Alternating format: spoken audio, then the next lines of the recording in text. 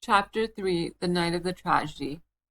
To make this part of my story clearer, I penned the following plan of the first floor of Styles. The servants' rooms are reached through the door B. They have no communication with the right wing, where the Inglethorpe's rooms were situated. It seemed to be the middle of the night when I was awakened by Lawrence Cavendish. He had a candle in his hand, and the agitation of his face told me at once that something was seriously wrong. "What's the matter?" I asked, sitting up in bed and trying to collect my scattered thoughts. "We are afraid my mother is very ill. She seems to be having some kind of fit. Unfortunately, she has locked herself in. I'll come at once." I sprang out of bed and, pulling on a dressing gown, followed Lawrence along the passage and gallery to the right wing of the house. John Cavendish joined us, and one or two of the servants were standing round in a state of awe-stricken excitement. Lawrence turned to his brother. "What do you think we had better do?" Never, I thought, has his indecision of character been more apparent. John rattled the handle of Mrs. Inglethorpe's door violently, but with no effect. It was obviously locked or bolted on the inside. The whole household was aroused by now. The most alarming sounds were audible from the interior of the room. Clearly something must be done. "Try going through Mr. Inglethorpe's room, sir," cried Dorcas. "Oh, the poor mistress." Suddenly I realized that Alfred Inglethorpe was not with us, that he alone had given no sign of his presence. John opened the door of his room. It was pitch dark, but Lawrence was following the candle, and by its feeble light we saw that the bed had not been slept in, and there was no sign of the room having been occupied. We went straight to the connecting door. That too was locked or bolted on the inside. What was to be done? "Oh dear, sir," cried Dorcas, wringing her hands. "Whatever shall we do? We must try and break the door in, I suppose. It'll be a tough job, though. Here, let one of the maids go down and wake Bailey and tell him to go to Dr. Wilkins at once." "Now then, we'll have a try at the door. Half a moment, though. Isn't there a door into Miss Cynthia's room?" "Yes, sir, but that's always bolted. It's never been undone." "Well, we might just see." He ran rapidly down the corridor to Cynthia's room. Mary Cavendish was there, shaking the girl, who must have been an unusually sound sleeper, and trying to wake her. In a moment or two he was back. "No good, that's bolted too. We must break in the door. I think one is a shade less solid than the one in the passage." We strained and heaved together. The framework of the door was solid, and for a long time it resisted our efforts, but at last we felt it give it beneath our weight, and finally with a resounding crash it was burst open. We stumbled in together, Lawrence still holding his candle. Mrs. Inglethorpe was lying on the bed, her whole form agitated by violent convulsions, in one of which she must have overturned the table beside her. As we entered, however, her limbs relaxed and she fell back upon the pillows. John strode across the room and lit the gas. Turning to Annie, one of the housemaids, he sent her downstairs to the dining room for brandy. Then he went across to his mother whilst I unbolted the door that gave on the corridor. I turned to Lawrence to suggest I had better leave them now that there was no further need of my services, but the words were frozen on my lips.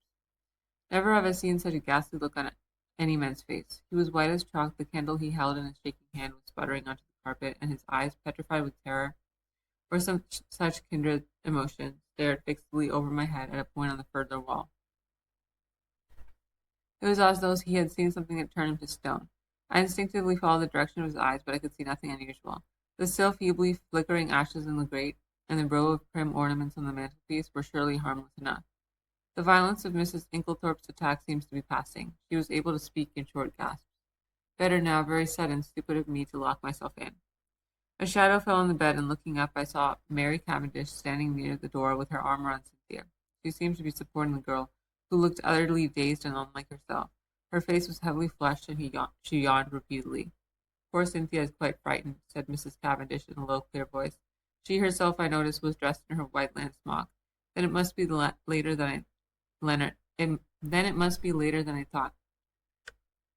I saw that a faint streak of daylight was showing through the curtains of the windows, and that the clock on the mantelpiece pointed to close upon 5 o'clock. A strangled cry from the bed startled me. A fresh access of pain seized the unfortunate old lady. The convulsions were of violence terrible to behold. Everything was confusion. We thronged round her, powerless to help or alleviate. A final convulsion lifted her from the bed until she appeared to rest upon her head and her heels, with her body arched in an extraordinary manner. In vain Mary and John tried to administer more brandy. The moments flew. Again the body arched itself in that peculiar fashion. At that moment Dr. Bauerstein pushed his way authoritatively into the room. For one instant he dropped dead, staring at the figure in the bed, and at the same instant Mrs. Inglethorpe cried in a strangled voice, her eyes fixated on the doctor. Alfred, Alfred. Then she fell back motionless on the pillows. With a stride, the doctor reached the bed and, seizing her arms, worked them energetically, applying what I knew to be artificial respiration. He issued a few short, sharp orders to the servants. An imperious wave of his hand drove us all to the door. We watched him fascinated, though I think we all knew in our hearts that it was too late and nothing could be done now. I could see by the expression on his face that he himself had little hope. Finally, he abandoned his task, shaking his head gravely. At that moment, we heard footsteps outside, and Dr. Wilkins, Mrs. Inglethorpe's own doctor, a portly, fussy little man, came bustling in. In a few words, Dr. Bauerstein explained how he had happened to be passing the lodge gates as the car came out and had run up to the house as fast as they could, whilst the car went on to fetch Dr. Wilkins. With a faint gesture of the hand, he indicated the figure on the bed. Very sad, murmured Dr. Wilkins. Poor dear lady, always did far too much against my advice. I warned her, take it easy, but no, her zeal for good works was too great. Nature rebelled. Dr. Bauerstein, I noticed, was watching the local doctor narrowly. He still kept his eyes fixed on him as he spoke. The convulsions were of a peculiar violence, Dr. Wilkins. I am sorry you were not here in time to witness them. They were quite tetanic in nature.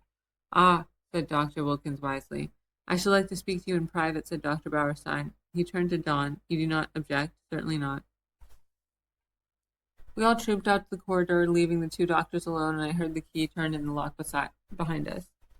We went slowly down the stairs. I was violently excited. I have a certain talent for deduction, and Dr. Bauerstein's manner had started a flock of wild surmises in my mind. Mary Cavendish laid her hand upon my arm. What is it? Why did Dr. Bauerstein seem so peculiar? I looked at her. Do you know what I think? What? Listen. I looked round. The others were out of earshot. I lowered my voice to a whisper. I believe she has been poisoned. I'm certain Dr. Bauerstein suspects it. What? She shrank against the wall, the pupil of her eyes dilating wildly. Then, with a sudden cry that startled me, she cried out, No, not that, and breaking from me, fled up the stairs. I followed her, afraid that she was going to faint. I found her leaning against the banisters, deadly pale. She waved me away impatiently. No, leave me. I'd rather be alone. Let me just be quiet for a minute or two. Go down to the others. I obeyed her reluctantly. John and Lawrence were in the dining room. I joined them. We were all silent. But I suppose I voiced the thoughts of us all when I last broke by saying, Where is Mr. Inglethorpe? John shook his head. He's not in the house. Our eyes met. Where was Alfred Inglethorpe? His absence was strange and inexplicable. I remembered Mrs. Inglethorpe's dying words. What lay beneath them? What more could she have told us if she had time? At last we heard the doctors descending the stairs. Dr. Wilkins was looking important and excited, and trying to conceal an inward exultation under a manner of decorous calm.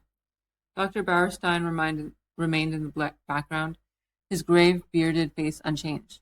Dr. Wilkins was the spokesman for the two. He addressed himself to John. Mr. Cavendish, I should like your consent to a post-mortem. Is that necessary? Asked John gravely. A spasm of pain crossed his face. Absolutely, said Dr. Bauerstein. You mean by that neither Dr. Wilkins nor myself could give a death certificate under the circumstances? John bent his head. In that case, I have no alternative but to agree. Thank you, said Dr. Wilkins briskly. We propose that it should take place tomorrow night, or rather tonight. And he glanced at the daylight. Under the circumstances, I'm afraid an inquest can hardly be avoided. These formalities are necessary, but I beg that you won't distress yourselves. There was a pause, and then Dr. Bauerstein drew 2 keys from his pocket and handed them to John. These are the keys of the 2 rooms. I have locked them, and in my opinion, they would be better kept locked for the present. The doctors then departed. I had been turning over an idea in my head, and I felt that the moment had now come to broach it. Yet I was little chary of doing so. John, I knew, had a horror of any kind of publicity and was an easygoing optimist who preferred never to meet trouble halfway. It might be difficult to convince him of the soundness of my plan.